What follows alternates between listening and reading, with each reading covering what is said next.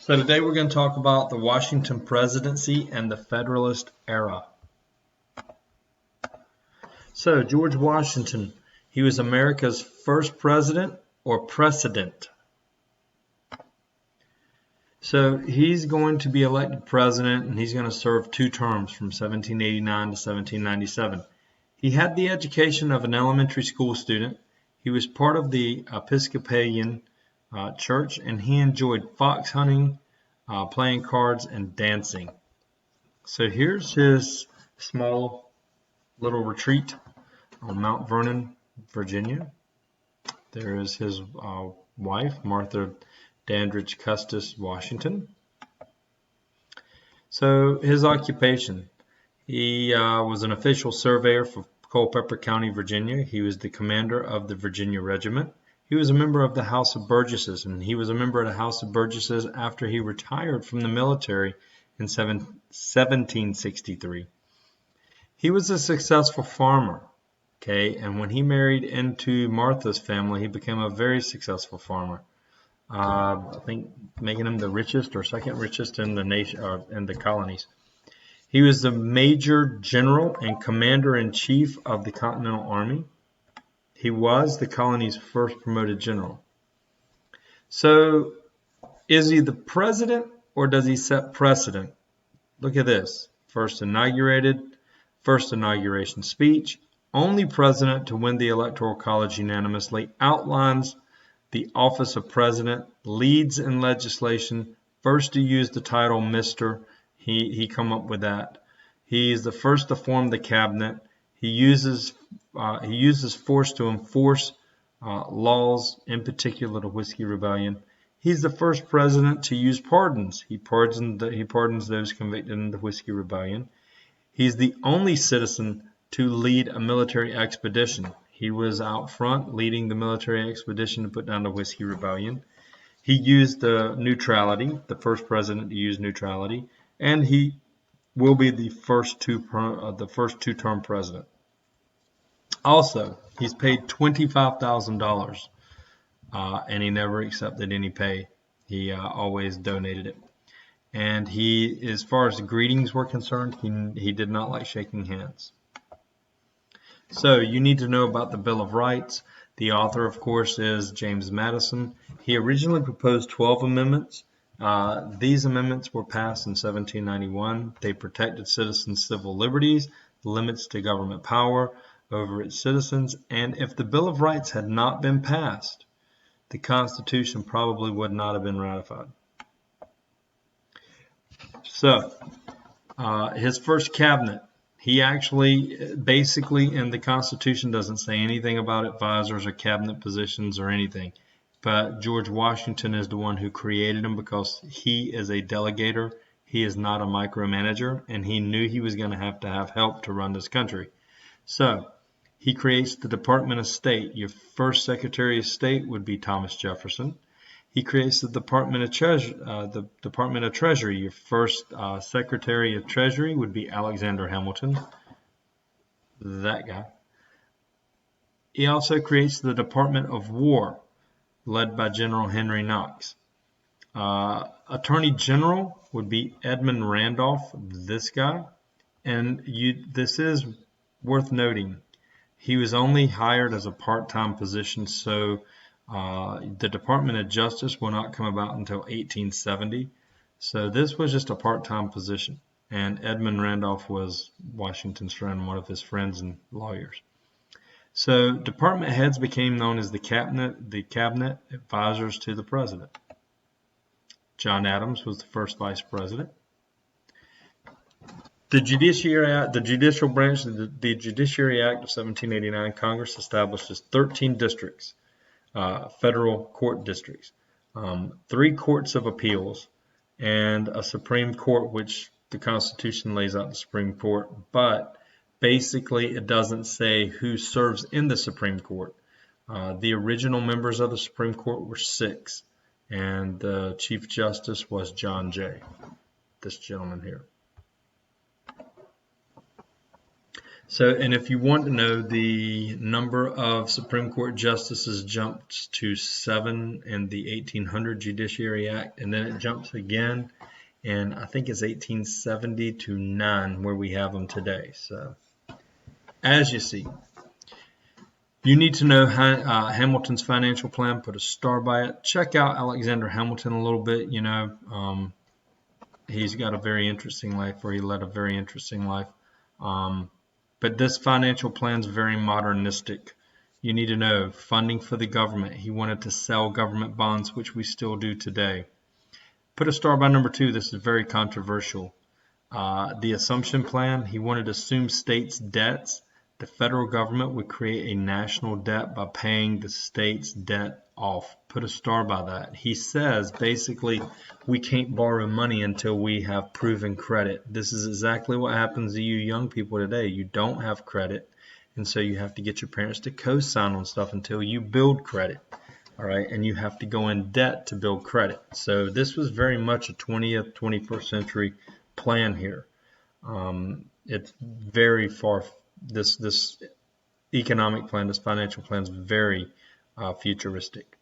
But so this is a major problem because southern states had paid off most of their debt. Northern states had not. So in essence, when the federal government assumes this debt, Southerners would be paying taxes and paying off war debt twice. And they said, we'll have none of that. So the compromise would be they built the capital city in a southern location because the original capital was New York City. So we'd build the capital in a new location, and that would be modern-day Washington. And this would get southern states on board with helping pay off this debt. Thomas Jefferson regretted this the rest of the time he was around. This was his biggest regret, was to accept this deal. Another big controversial issue would be the establishment of a national bank to issue paper money, to handle tax receipts, to pay off debts. Guys, it doesn't say anything in the Constitution about a national bank. So we're going to get a big debate over this. Should it even be allowed? Excise tax. Basically, it's going to be a tax on whiskey to prove the power of the federal government. Protective tariffs to protect our economy, also to promote American manufacturing. All right, so we don't want to allow over all these cheap goods from foreign countries and not promote American manufacturing. So we put a tax on these goods coming into the nation, which actually is how government paid for itself back then. Our federal government paid for itself by collecting import tariffs. It's not until the 20th century we use income taxes.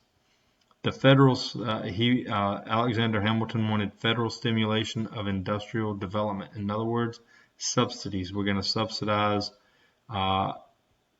industrial development in the U.S. So Hamilton's financial plan, if you look, Jefferson has a response to this. He says basically to sell bonds that benefit speculators or people who are in predicting that these stocks go up, these bonds go up. Assume state debt. Southerners viewed this as Hamilton helping his rich friends in the North, which it did. It did do that. Build a new capital. This was the compromise for the debt plan. Establishment of the national bank. Once again, Jefferson's going to argue it benefited the rich because who benefits from stocks and who benefits from the bonds? Wealthy people tend to. They have the money to put into it. Sales tax on whiskey. This hurts farmers because now it's going to raise the price of whiskey, and farmers made whiskey typically in the winter months when the crops were in. This is what they did, and now they're going to have to pay a tax on it. So it hurts poor people. It hurts farmers. And protective tariffs.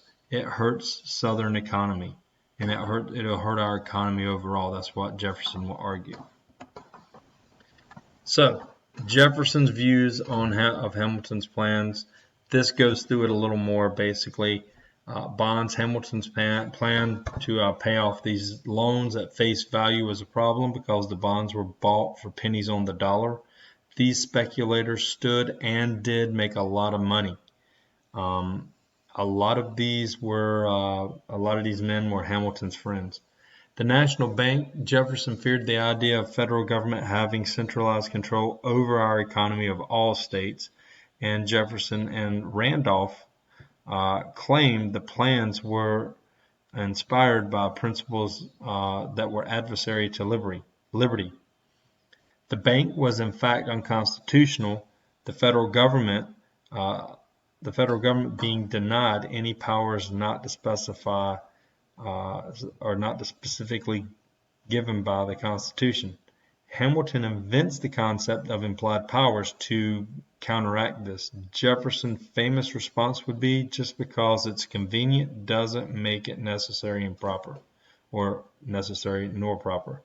Guys, the national bank's going to come about because of these implied powers, the 18th power given to Congress.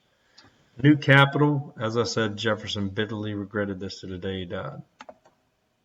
So, what were the consequences of Hamilton's economic plan passed in 1791? Which groups seemed to benefit the most? Of course, North, wealthy, and industrialists. This will also be the source of sectionalism. Put a star by this, and intensified North and South relationships and differences. All right. Financiers win. Hamilton's friends once again win on this. Class divisions grow, wealthy make money, and the poor get shafted. Farmers really lose in this, and these are Jefferson's friends. But with all that being said, this economic plan, it will be followed in the future about 100 years later. This plan is very, very futuristic. It's ahead of its time. So, with the 1791 Congress passed the excise tax, tax on whiskey. As you see, it's a tax on manufactured whiskey. It upsets farmers who used whiskey as a medium for exchange because there's no money, so they use this like the barter. And the rebellion erupted in Pennsylvania. Farmers terrorized tax collectors, destroyed whiskey mills of those people who paid the tax. So George Washington sends in the troops. The farmers are going to be dispersed without a fight, but the federal government's willingness to use troops against their own citizens, it says it worried people, and it shows the power of the federal government. What you need to jot down is, this shows the power of the federal government. We are able to raise an army and put down a local rebellion. Remember, Shays' Rebellion, we had to call in mercenaries, and the national government had no power to do this. So, the other thing about the Whiskey Rebellion, I'll go back real quick. George Washington will become the only president to lead a military expedition. So, appearance of political parties happened in this time. You have the Federalist, and you have Republicans, which will become Democratic Republicans, not the Republicans you think of today. That comes later in the 1850s, but this would be a form, like they're going to be called the Democratic Republicans eventually. So this is not mentioned in the Constitution. Hamilton and the Federalists favor a strong central government. Implied powers, in other words, a broad interpretation of powers, favored commerce and industry, and favored a national bank. Jefferson and the Republicans, strict interpretation of the Constitution. If it's not said that it can be done in the Constitution, you can't do it. That's why they oppose the national bank. It wasn't mentioned in the Constitution. And, of course, they favor the small farmer. Federalist, as you see, support from business and financial groups, commercial Northeast, and port cities of the South. So, and as you see here, Republicans, later known as Democratic Republicans, support from the rural frontier and from southern farmer or the South and the West. We will pick up next.